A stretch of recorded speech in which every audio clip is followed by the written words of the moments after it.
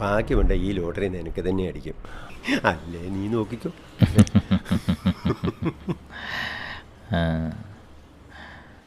ഈ ലോട്ടറി അടിക്കാനല്ലേ നമ്മൾ നേരത്തെ അവിടെ ചെല്ലണം.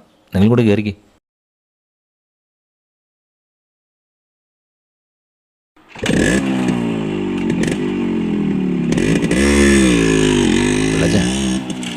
നമ്മളെ കൂടാതെ മറ്റൊരു പാർട്ടി കൂടെ ഇന്നവിടെ പെണ്ണ് കാണാൻ ചെല്ലുന്നുണ്ട്.